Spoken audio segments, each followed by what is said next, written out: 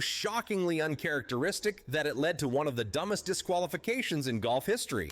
And somehow, the name attached to it wasn't a rookie, an amateur, or a fringe tour pro. It was Tiger Woods. To understand why this moment still stings, you have to understand the pedestal Tiger stood on at the time.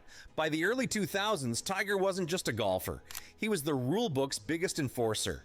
He had built a reputation for calling penalties on himself, even when no one else noticed. He was known for stopping officials mid-round to double-check rulings. Other players feared accidental infractions because Tiger never bent the rules. If anything, he was stricter with himself than the sport demanded. So, when news broke that Tiger Woods had been disqualified for a rules violation, the golf world didn't just react with shock, it reacted with disbelief. The incident happened during the 2013 Masters tournament at Augusta National, the most sacred stage in golf. Everything about the Masters is built on tradition, precision, and respect for the game. Tiger entered that week under intense pressure. He was chasing another green jacket, trying to reassert his dominance after years of injuries and personal turmoil. Every move he made was under a microscope. And for most of the tournament, things looked normal. Tiger was competitive, he was focused, he was playing like someone who still believed he could win. Then came the moment that changed everything. On the 15th hole during the second round, Tiger Woods hit a shot that would normally be forgettable. His approach struck the flagstick and bounced back into the water. It was unlucky, but not catastrophic. What followed, however, was where the trouble began. Tiger took a drop and played on. At the time, no alarms went off. No officials stopped play. No commentators raised concerns. The round continued as if nothing unusual had happened. Tiger finished the day and even spoke to reporters afterward, casually explaining his drop decision. That explanation is what sealed his fate. In his post-round interview, Tiger calmly stated that he intentionally dropped the ball 2 yards farther back than the original spot to ensure he didn't repeat the same shot and hit the flag again. He said it openly, on camera, without hesitation. And in doing so, he unknowingly confessed to a rules violation. Under golf's rules, Tiger was required to drop the ball as close as possible to the original position, where the previous shot was played. By intentionally moving it back, even by a small margin, he had broken the rule. And because he signed his scorecard without correcting it, the penalty escalated from strokes to outright disqualification.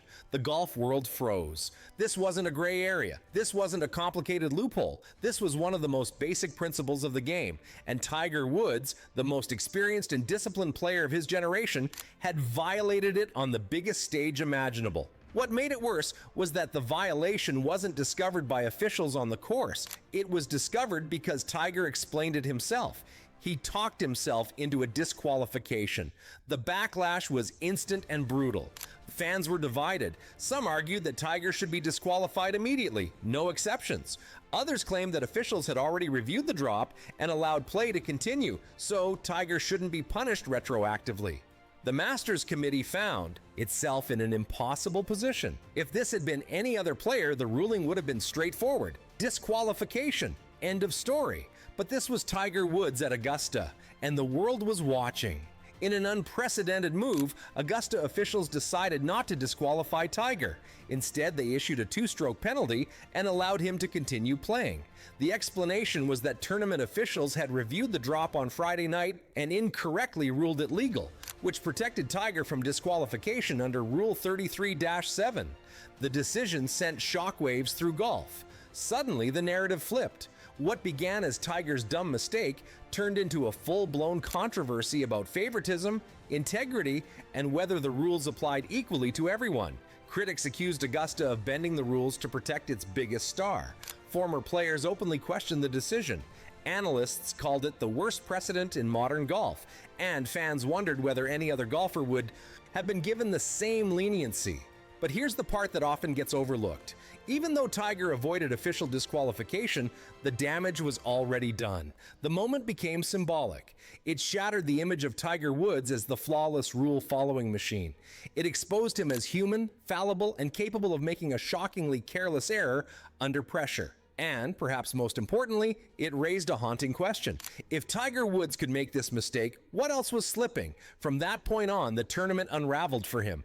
The 2-stroke penalty effectively ended his chances of winning. He finished well off the lead, never truly threatening the top of the leaderboard again. The focus shifted entirely away from his performance and onto the controversy. Every shot he hit afterward felt heavier. Every camera angle lingered longer. The Masters wasn't about winning anymore. It was about survival. And the irony was painful. For years, Tiger had been the face of golf's integrity. He had built his legacy on doing things the right way. Yet here he was, at Augusta, undone not by a bad swing or an impossible lie, but by a mental lapse and a few careless words. The dumbest part wasn't even the drop itself. It was the fact that he explained it so openly, not realizing what he was admitting. Golf insiders still debate whether the Masters should have disqualified him. Some argue that allowing Tiger to continue permanently damaged the tournament's credibility. Others believe Augusta made the right call under the rules as written. But almost everyone agrees on one thing. Tiger never should have been in that position to begin with. This wasn't a young Tiger learning the ropes. This was a veteran, a major champion, a man who had seen everything the game could throw at him. He knew the rules. He respected the rules. And yet, in a split second, he made a decision that violated them in the most avoidable way possible. The moment became a turning point in how fans viewed Tiger's late career struggles. It wasn't just about injuries anymore. It was about decision-making, about sharpness, about whether the relentless edge that defined his prime had started to dull. Mistakes that once felt unthinkable were now happening on golf's grandest stage. Years later, players still reference the incident in hushed tones. Coaches use it as a cautionary tale. Analysts point to it when discussing how pressure affects even the greatest athletes. Because if Tiger Woods can mentally slip at Augusta, anyone can. And that's why this disqualification still matters. It wasn't just dumb because of the rule he broke. It was dumb because of who broke it, where it happened, and how easily it could have been avoided. Tiger Woods didn't lose the Masters that year because he couldn't compete. He lost it because he outthought himself, trusted his instinct instead of the rule book, and talked himself into one of the most embarrassing moments of his career. In the days that followed, Tiger took full responsibility. He didn't blame Augusta. He didn't blame officials. He admitted the mistake was his.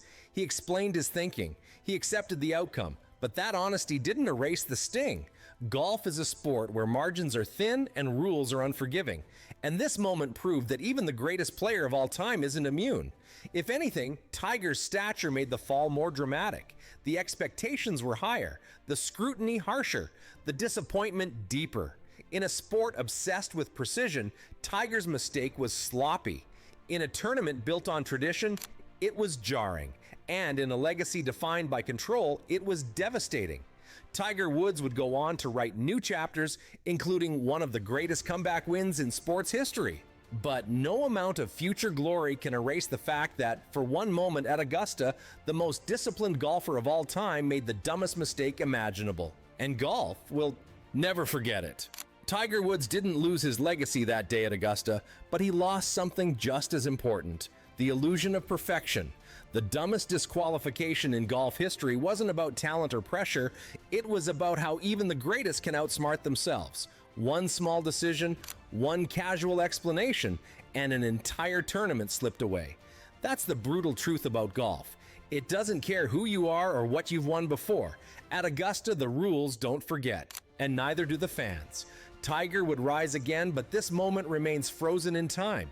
A reminder that greatness isn't just about how you win. Sometimes it's about how you lose. Deeper than money alone. After his move to the Saudi-funded LIV Golf, a decision that already divided the sport, Rahm has drawn a line in the sand. He is refusing to pay the fines imposed by the DP World Tour for participating in competing events without permission. This is not just an administrative dispute. It is a fight over principles, power, and the future of professional golf. While the DP World Tour insists on enforcing its rules, Rahm refuses to back down, and the consequences could be seismic. His place on the European team, an honor he has defended with so much passion, hangs by a thread, and the clock is ticking. Tensions began to rise when Rahm, alongside other European stars such as Tyrrell Hatton, made the jump to LIV Golf. The DP World Tour, which has a long-standing strategic alliance with the PGA Tour, responded by imposing sanctions. According to the tour's rules, members must request permission to participate in events that conflict with its own schedule. LIV Golf events clearly fell into that category. The fines piled up quickly, reportedly to about $127,000 per tournament played. Many players opted to pay the fines or resign their membership to avoid confrontation. But Rahm and Hatton chose a different path. They appealed the sanctions, a legal move that temporarily froze their suspensions and allowed them to play in the 2025 Ryder Cup at Bethpage, New York. There, they played crucial roles in Team Europe's victory, a triumph that reignited the transatlantic rivalry. But that victory was only a temporary ceasefire in a much larger conflict. The appeals process only delayed the consequences, and now that the Ryder Cup is over, the bill is due. The situation became even more complicated when the DP World Tour flat out rejected an offer from LIV Golf to pay the players' fines collectively. This was a clear signal that the tour's stance wasn't just about money. It was about upholding the rules and enforcing accountability. The DP World Tour wanted to set a precedent. Defecting to a rival tour without consequences is unacceptable. Former PGA Tour player Smiley Kaufman captured the frustration felt by many on his podcast, The Smiley Show. He said, "There are rules. If you're a member of this tour, you can't just join a rival tour." His words reflect the deep divisions caused by live golf rifts that have split families, friendships, and now threaten to tear the Ryder Cup apart. The atmosphere is charged, and both sides are digging in. For the DP World Tour, it's a matter of survival and staying relevant in a rapidly changing landscape. For Rahm, it's a matter of freedom and self-worth. And then, amid the escalating battle, came the revelation that defined the standoff.